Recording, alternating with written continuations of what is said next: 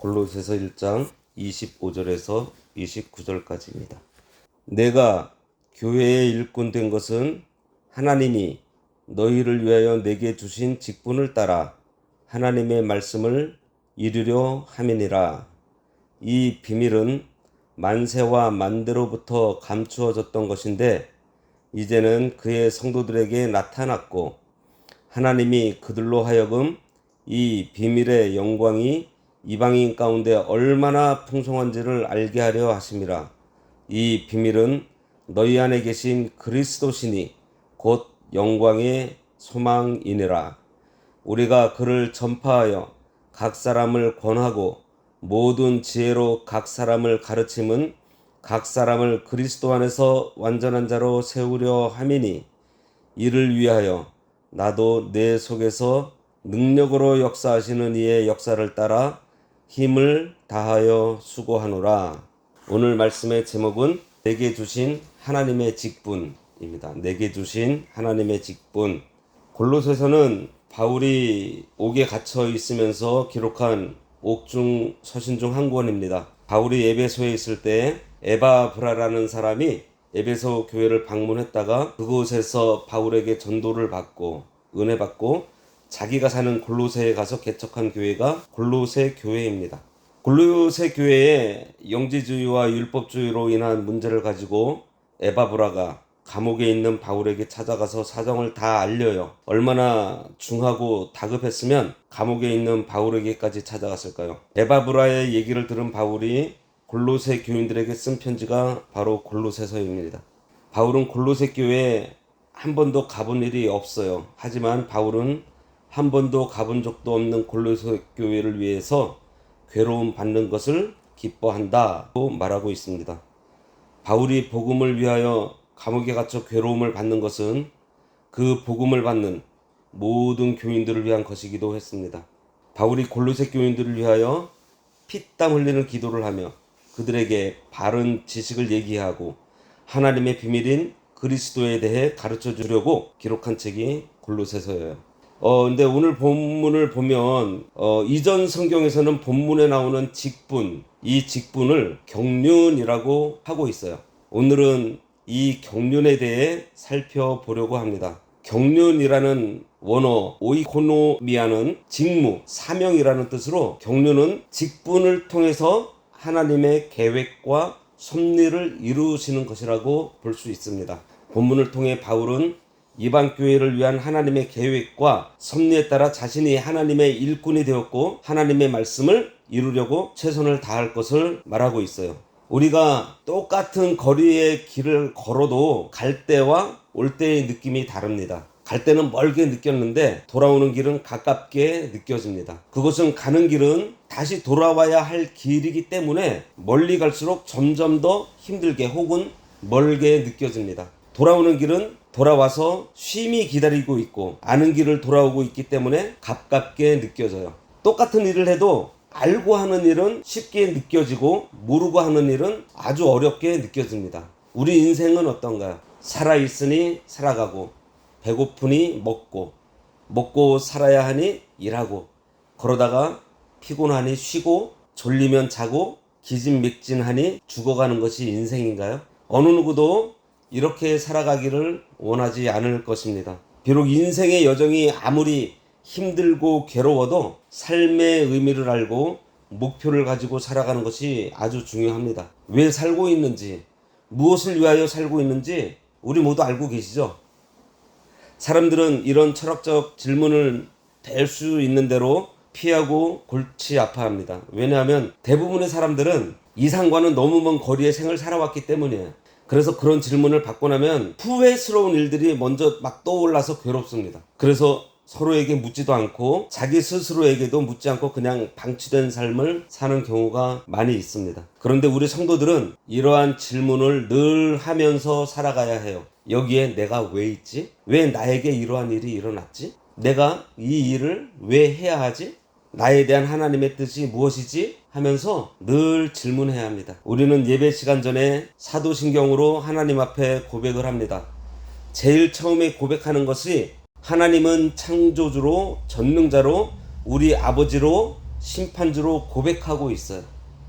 그러면서 모든 역사가 하나님의 손에 있음을 믿고 고백합니다. 우리는 하나님께서 온 세상을 창조하시고 주관하시고 심판하시는 것을 우리는 확실히 믿고 있어요. 하나님께서 섭리하시는 역사에는 분명한 목표가 있습니다. 그리고 명확한 방향과 종착점도 있어요. 우리는 그렇게 믿고 고백합니다. 그것이 우리가 지금까지 살아오면서 매 예배 시간마다 하나님 앞에 고백했던 사도신경이에요. 모든 물은 굽이쳐 제멋대로 흐르는 것 같지만 결국 모든 물은 다 바다로 모이게 됩니다. 세상에 흐르는 물이 모두 바다로 향하고 있는 것처럼 이 세상의 역사, 국가의 운명, 개인의 운명은 하나님께서 세우신 계획과 목적을 향해서 가고 있습니다. 세상에 있는 온갖 그 부조리한 역사들, 악하고 선하고 모순되는 것 같아도 이 모든 역사는 결국 하나님께서 지시하신 방향으로 그 목적대로, 목표대로 분명히 향하고 진행되어 가고 있어요. 그래서 결국은 하나님의 뜻이 이루어질 것이고 하나님의 공의가 실현되고 하나님의 나라가 이 땅 위에 이루어지게 될 것입니다. 시작하신 이가 하나님이시기 때문에 하나님께서 반드시 끝내실 거예요. 우리는 의심 없이 이 사실을 믿고 있습니다. 매일매일 일어나는 갖가지 일들도 하나님의 계획과 목적 안에서 운행되고 있다는 사실, 이 온갖 해프닝 속에서 하나님의 신비와 경륜이 숨겨져 있다는 사실을 우리는 알아야 합니다. 아주 사소한 일들과 사건도 그냥 일어나는 일이 없어요. 성경적인 원리를 볼 때 우연은 있을 수 없습니다. 하나님의 경륜을 알지 못하는 무지한 사람들이 우연이라고 부를 뿐이에요. 세상 모든 일에는 하나님의 숨겨진 뜻, 하나님의 감추어진 뜻이 있습니다. 믿으시죠? 우리가 어떤 일들을 겪을 때 우리 눈에 때로는 부조리하게 보이고 불합리하게 여겨지는 일들이 많지만 시간이 지나고 나면 하나님께서 이래서 그때 그런 일을 하셨구나 라고 하며 그 일들을 때로 신비롭게 보기도 합니다. 우리 인간의 눈으로 신기롭게 보일 뿐이지 하나님께는 신비로울 것이 없어요. 우리는 거의 모두 어머니의 젖을 먹고 자랐습니다. 우리가 젖을 먹을 때 영양가를 따지고 먹었나요? 그렇지 않았어요. 자라나서 뒤늦게 그 젖이 어떠했다고 생각할 뿐입니다. 마찬가지로 하나님의 그 오묘하고 놀라운 깊고 엄청난 경륜의 역사를 우리가 다 헤아릴 수 없습니다. 그저 지나고 보면 신비롭기만 할 뿐이에요. 하나님께서는 이 귀한 역사를 자녀들인 우리들에게 알려주시고 가르쳐 주십니다. 그 무한하고 오묘한 세계를 다 헤아릴 수 없지만 하나님께서는 우리가 하나님의 뜻을 따라가고 하나님의 사람으로 서기에 충분하도록 가르쳐 주세요. 우리는 하나님의 무한한 세계, 하나님의 구원의 역사, 이 엄청난 경륜 가운데 나를 향하신 하나님의 뜻을 깨달아야 합니다. 비록 내가 작고 미미한 존재지만 그 엄청난 경륜 안에 포함되어 있는 나를 발견하고 나를 향한 경륜이 있다는 것을 알아야 합니다. 25절에서 사도 바울은 이 직분은 하나님께서 주도하시는 것이라고 말씀하고 있어요. 하나님이 너희를 위하여 내게 주신 직분, 이전 성경에는 경륜이라 그랬죠. 직분을 따라 하나님의 말씀을 이루려 함이라 했습니다. 이 경륜의 주체는 하나님이세요. 그리고 경륜의 대상은 교회이고 경륜의 목적은 하나님의 뜻, 하나님의 말씀을 이루시는 것이에요. 우리 성도 한 사람 한 사람에게 일어나는 모든 일들 속에 나를 통한 하나님의 경륜이 있음을 알아야 합니다. 그래서 오늘 골로새서의 저자인 바울과 또 성경에 나오는 몇 사람의 예를 들어 하나님의 경륜이 어떠한지 살펴보도록 하겠습니다. 먼저 사도 바울을 보면서 하나님의 경륜에 대해서 살펴보겠습니다. 사도 바울은 다메섹 도상에서 예수님을 만나요. 그 후로 바울은 하나님께서 역사하시는 구원의 경륜 속에 자기 자신이 있다는 것을 알게 되었고 자기 생애를 다시 재해석하게 됩니다. 바울은 자신이 하필이면 이방 땅인 길리기아 다소에서 태어나게 된 것이 이방인의 사도가 되게 하려는 하나님의 오묘한 경륜이라는 것을 깨닫게 돼요. 바울이 젊은 날 가말리엘 문화에서 공부를 많이 했는데 이것도 역시 헬라의 많은 지성들에게 복음을 전하기 위해서 그런 수련을 일찍부터 받게 하시려는 하나님의 경륜이 있었다는 것을 깨닫습니다. 바울이 한동안 예수 믿는 사람을 그토록 강하게 핍박한 것도 하나님의 경륜입니다.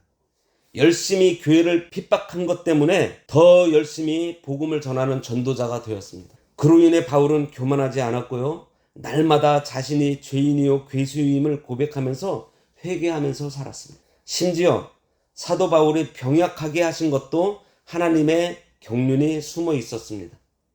평생 사도로 살고 복음 전도자로 살아왔고 신약 성경의 절반을 썼지만 역사가 말한 대로 또 성경이 비추어 주는 대로 그는 건강하지 못했고 병약하게 살았습니다. 시력도 좋지 않았고 주기적으로 오는 병도 있었습니다. 구전에 의하면 간질병이 있었다고 합니다. 그는 그처럼 고약한 병을 가지고 나약한 몸으로 평생을 살아왔습니다. 그러나 그 속에도 하나님의 경륜이 있었으니 바울은 이것을 은혜로 여깁니다. 그래서 교만해지지 않고 겸손히 하나님만 의지하며 복음을 전하게 하시려는 하나님의 경륜이 있었음을 바울은 고백합니다. 이번에는 모세에 대해서 살펴보겠습니다. 모세는 80세에 하나님의 부름을 받습니다. 그렇다고 모세가 80살이 되었을 때에 하나님께서 일을 시작하신 것이 아니에요. 보세요. 모세가 세상에 태어나서 얼마 지나지 않아 갈대아 상자에 담겨 나일강에 띄어질 때 바로의 딸에게 발견되어 궁정 안에서 보호받으며 성장케 하려는 하나님의 경륜이 있었습니다. 모세가 바로의 궁전에 들어가서 공주의 아들이란 이름으로 40년을 교육받으며 성장하게 하셨는데 이것도 이스라엘을 지도할 지도력을 키우게 하시려는 하나님의 경륜이 있었습니다. 이 모든 일이 우연히 일어난 일이 아니에요. 그렇게 키워지고 나서야 이스라엘 지도자가 될 수 있었던 거예요. 심지어 모세의 살인마저도 하나님의 경륜 안에 있었다는 사실입니다. 모세가 애굽 사람을 죽이는 실수를 하고 미디안 광야로 쫓겨나서 허탈감에 빠져 40년 동안 장인 이드로의 양을 치는 생활을 하였는데 이것도 우연히 일어난 단순한 일이 아니라는 거예요. 이 사건을 통해 목자로서 양을 치면서 양을 사랑하는 지도자의 소양을 기르게 하신 하나님의 경륜이 있었습니다. 이 모든 일이 준비되었을 때 그의 나이 80세였는데 그때 하나님의 소명을 받습니다. 모세야, 이 백성을 네가 가서 건져라.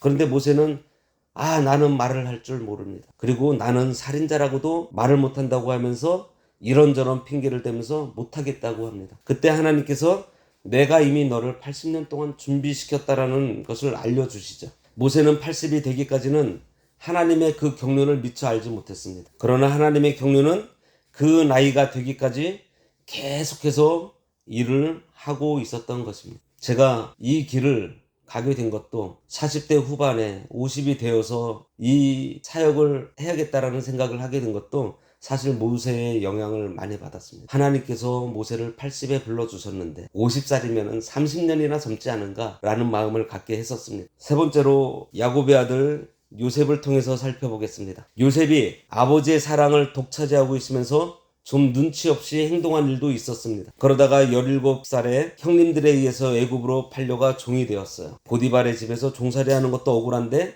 정결하게 사는 것도 죄가 되어 누명을 쓰고 감옥에 갇히는 죄수가 되고 맙니다. 그렇게 13년 동안 모진 고생을 하고 마침내 애굽의 총리가 돼요. 이처럼 요셉에게 일어났던 사건과 상황 속에는 모두 하나님의 경륜이 있었습니다. 요셉이 애굽의 총리가 되고 형님들이 식량을 구하러 왔다가 요셉 앞에 무릎을 꿇고 지난날의 죄를 자복하며 두려워하고 있을 때 요셉이 그들을 어떻게 대했죠? 그야말로 보기 좋게 복수할 수도 있고 크게 망신 줄 수도 있었어요. 그러나 요셉은 두려워하는 형님들을 위로하며 말합니다. 하나님이 당신들의 생명을 구원하시려고 나를 당신들 앞서 보내셨나이다. 요셉은 하나님의 깊은 경륜을 알았기에 원수를 사랑할 수도 있었고요. 자기를 팔았던 형님들을 진심으로 용서하며 위로할 수 있었습니다. 우리는 요셉에게서 하나님이 경륜을 아는 자의 신앙적인 모습을 볼 수가 있어요. 하나님의 이 경륜, 하나님께서 우리를 향하신 뜻이 있다는 것을 우리가 믿음으로 알고 있으면 이 요셉과 같은 삶을 우리가 살 수가 있습니다. 하지만 우리 대부분의 사람들은 다 지나고 나서 합니다. 그때 왜 그런 일이 있었는지. 하지만 나를 향한 이 경륜이 있다는 것을 우리가 알고 믿음으로 살게 되면은 지나서 아는 것이 아니라 그 삶 순간순간에 우리가 감사하며 사랑하며 요셉처럼 이러한 삶을 살 수가 있다는 것이죠. 사람들은 이런저런 사건을 만날 때 그 사건을 단순한 이해관계에서 생각하는 사람이 많아요. 계산에 의해 처리하고 경우를 따져 처리하려고 합니다. 적자인지 흑자인지 얼마를 벌었는지 잃게 되었는지 내게 이익인지 손해인지 하는 식으로 따지며 살고자 합니다. 그리고 많은 사람들은 자기 중심적으로만 생각해요. 자신의 기분, 자신의 명예, 자신의 행복, 자신의 도덕적 기준과 가치관에 의해서 교만하기도 하고 절망하기도 하고 울기도 웃기도 합니다. 모든 것이 자기가 중심이에요. 그러면 그리스도인으로서 우리의 계산은 어떻게 해야 바른 것일까요? 우리의 관심은 하나님의 뜻이 어떻게 이루어지고 있느냐, 나를 향하신 하나님의 경륜이 어디 있는지 생각하면서 살아야 합니다. 우리 삶 속에는 선도 있고 악도 있고 옳은 일도 있고 옳지 못한 일도 있고 모순도 있고 실패도 있고 성공도 있고 병약할 때도 있고 강건할 때도 있고 배신당할 때도 있습니다. 그 가운데 중요한 것은 하나님의 경륜이 있다는 것을 볼 줄 알아야 한다는 사실입니다. 그리고 이것은 우리가 살아가면서 늘 관심을 가지고 있어야 합니다. 살다가 만나는 뼈아픈 실패, 때로는 만신창이가 될 수도 있겠지만 그 속에서 내게 주시는 하나님의 경륜이 있다는 것을 잊지 말아야 합니다. 그래서 우리는 실패라는 것이 물리적인 것이 아니고 내 기준으로 평가할 수 있는 것이 아니라는 것을 알아야 합니다. 판단은 하나님께서 마지막에 하실 거예요. 그것이 무슨 말이죠? 아직 끝나지 않았다는 거예요. 지금도 계속해서 나를 사랑하고 계신 하나님께서 일을 하고 계시고 내 삶을 이끌어주고 있다는 사실을 우리가 인식하면서 살아야 합니다. 얼마 벌었지? 그것이 아니고요. 얼마나 내가 업적을 이루었어? 그것도 아닙니다. 누가 나를 얼마나 칭찬해 주지? 이것도 아니에요. 내 스스로가 얼마나 내가 만족하고 있는가? 이것도 아닙니다. 우리가 생각해야 될 것은 하나님께서 나를 통해서 무엇을 이루려고 하실까? 그것을 생각해야 합니다. 한번 지난 세월을 돌아보시기 바랍니다. 자세히 들여다보시면 하나님께서 우리들의 실패를 통해서 하나님의 일을 성공시키신 많은 일들이 있었다는 것을 알 수 있어요. 앞에서 살펴본 성경의 인물들처럼 말입니다. 우리가 낙심하는 동안에도 하나님은 당신의 경륜을 이루고 계셨어요. 그래서 우리는 자신의 실패를 통해서 나라는 인격체를 만들어주신 하나님을 볼 수 있습니다. 나에게는 실패였고 고통의 시간이었는데 하나님의 관점에서는 그것이 성공이었다는 거예요. 나에게 주신 환경, 상황, 실패, 경험, 모든 일들은 결코 헛된 것이 아닙니다. 하나님이 이미 기획하시고 설계하시고 그 일을 이루시고 계십니다. 결코 실패하지 않으시는 전능하신 하나님이세요. 하나님께서는 당신이 계획하신 역사를 반드시 다 이루어 주실 것입니다. 요한복음 9장을 보면요, 태어날 때부터 장님된 사람이 있어요. 제자들이 예수님께 이 사람은 왜 낳을 때부터 장님이 되었습니까? 하고 물었을 때 예수님께서 뭐라고 대답하시는지 아세요? 하나님이 하시고자 하시는 일을 나타내기 위해서 장님이 되었다라고 얘기하십니다. 생각해 보세요. 태어나면서부터 장님이어서 앞을 보지도 못하고 무려 40년 동안 남들에게 얻어먹고 살았던 그의 삶을 통해서도 하나님이 하시고자 하는 일이 있었다는 거예요. 그렇다면 우리 한 사람 한 사람 두 눈이 멀쩡한 사람을 통해서 하시고자 하시는 일이 없을까요? 내가 누구의 자녀로 태어났든지 어린 시절을 유복하게 보냈던지 아니면 힘들게 어린 시절을 보냈던지 학창시절에 내가 공부를 잘했던지 내가 공부를 못했던지 배우자를 만나서 결혼을 했던지 아니면 지금까지 노처녀 노총각으로 지내고 있던지 자녀가 있던지 없던지 건강하든지 병약하든지 내가 유능하고 유명하든지 무능하고 초라한 인생을 살고 있던 간에 하나님께서는 우리 모두를 향하신 경륜을 분명하게 갖고 계신다라는 사실을 우리 성도들은 믿어야 합니다. 29절에 보면요. 이를 위하여 나도 내 속에서 능력으로 역사하시는 이의 역사를 따라 힘을 다하여 수고하노라. 바울은 자신에게 주신 그 직분, 그 경륜을 따라서 자기 속에 능력으로 역사하시는 성령님의 능력으로 힘을 다해 수고한다고 말을 하고 있습니다. 성령님께서는 잠시도 쉬지 않고 우리 속에서 인도하며 역사하고 계세요. 그 인도와 역사에 우리가 순종하고 협력하면 그 목표에 도달하게 되고, 협력하지 못하면 도달하지 못하는 거예요. 우리가 하나님의 역사를 따라가며 힘을 다해 수고할 때 점점 그리스도의 형상을 이루어 갑니다. 우리 속에서 성령이 능력으로 역사하시는 것을 알아야 합니다. 이것을 우리가 지식적으로만 알 것이 아니라 실제로 그 감동을 받아야 돼요. 성도가 그 감동을 받지 못하는 것은 이유가 있어요.